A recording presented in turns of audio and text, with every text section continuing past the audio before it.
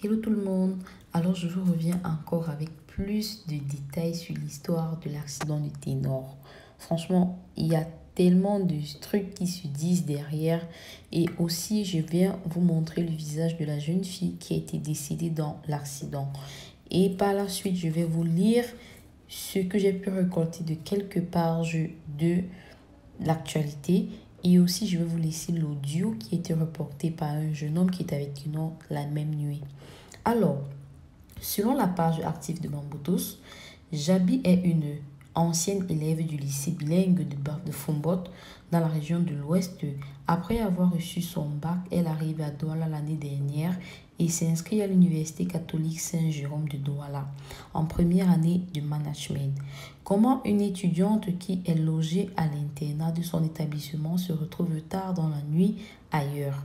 Elle a jonglé et trompé la vigilance des surveillants et même de ses parents. Son papa qui habite Fumban est arrivé à Douala pour la soutenance du frère aîné de la défunte. Après, il a invité toute la famille au restaurant pour partager un repas. Eric a prétexté un malaise pour ne pas y aller. C'est maintenant après l'accident qu'on comprend qu'elle rusait quand son papa l'invitait au restaurant. Ce jeudi, son père était même dans le bus de retour pour l'Ouest lorsqu'il a reçu le téléphone l'annonçant le décès de sa fille. Imaginez le choc. Le papa dit, j'ai envoyé ma fille, elle doit la fréquenter, elle était à l'internat, je ne sais pas comment elle s'est retrouvée dans la voiture de ce garçon. Tenant note de quoi?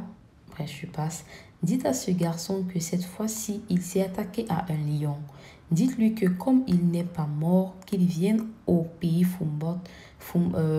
Bamoun, doter ma fille, a déclaré au micro de Radio Equinox Jean-Georges Molum, le papa de la jeune femme qui a trouvé la mort vers 4 ce jeudi 15 juillet 2021, en compagnie du célèbre rappeur camerounais dans un accident de circulation au lieu dit Feu Rouge Bissengue, au quartier de l'arrondissement de Douala 1er, source Gazeti 237. Ceci était le message reporté par le magazine de Bamboutos. Maintenant, je vais vous lire un autre message qui est reporté par un autre magazine. Alors, selon notre magazine, tout d'abord, il faut noter que la jeune fille est majeure de 22 ans. Alors, elle était de choisir ses compagnies. Je lis avec beaucoup de douleur les gens voulant incriminer Ténor suis stupéfait. La bonne question est de savoir pourquoi cette jeune fille, après le concert, n'est pas rentrée chez elle. Elle faisait quoi avec Ténor? C'est quoi ces filles en plein 21e siècle qui s'arrêtent pas devant des célébrités? Certains sont prêts à tout juste pour un rendez-vous avec un célèbre. Qui importe ce qu'on dira, Eric a sa quote-part de responsabilité dans cette affaire. Que l'âme de cette jeune fille repose en paix. Beaucoup de filles n'arrivent pas à se contenir. Je me retiens de beaucoup parler d'elle. Je ne la connais pas. Mais je vois juste la façon dont les internautes se précipitent à tirer sur Ténor. Pourtant, on ne peut se poser la bonne question. Eric a été assise à l'arrière du véhicule. S'il y a choc, les premières personnes à être touchées sont les personnes assises à l'avant. S'il n'y a pas eu choc, comment expliquer que un véhicule qui ne prend pas feu d'un coup, ça commence généralement à évoluer progressivement. Pendant l'évolution de l'incident, qu'a fait Ténor qui est au volant? Son manager laissait Ténor prendre le volant étant ivre au quai. De toute façon, je suis pas inquiéteur, j'émets juste les hypothèses. Les filles, soyez plus responsables du moment qu'elle a accepté être là où c'est proposé à être là. Et bien que ça veut dire qu'elle est consentante. Et quand les gens disent la fille d'autrui, parce que Ténor n'est pas l'enfant d'autrui, il aurait tout autant aussi perdu sa vie dans cette catastrophe.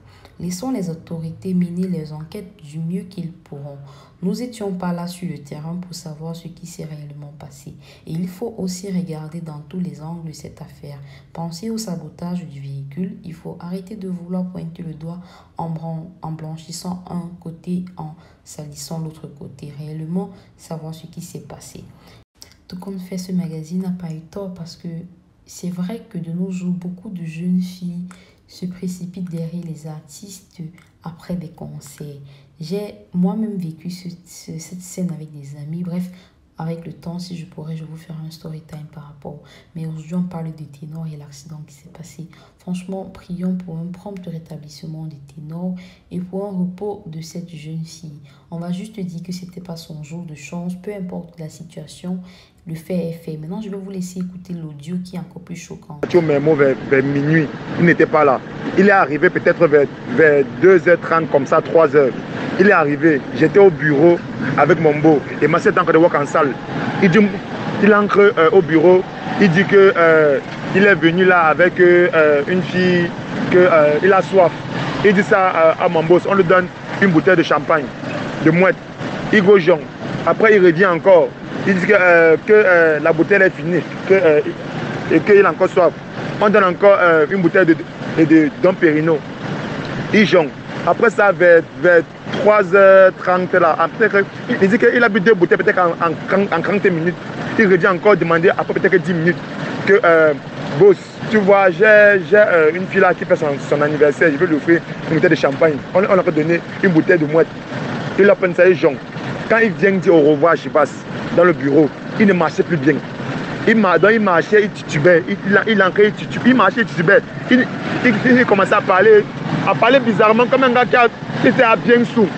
Maintenant, et mon beau lui dit que je vais te donner mon chauffeur. Il part et t'accompagner à Adebayor. Il dit que Adebayor va accompagner le type là jusqu'à chez lui et tu laisses sa voiture et sa clé là-bas. Ténor dit que non, qu'il peut conduire, que c'est comment. Il commence à devenir un peu arrogant comme mais oh putain, laisse, je peux conduire, c'est rien là, non, je maîtrise, je contrôle. Des trucs comme ça là.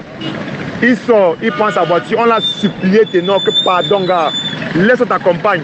Laisse-moi t'accompagne. Ténor a dit qu'il ne veut pas, qu'on ne l'accompagne pas.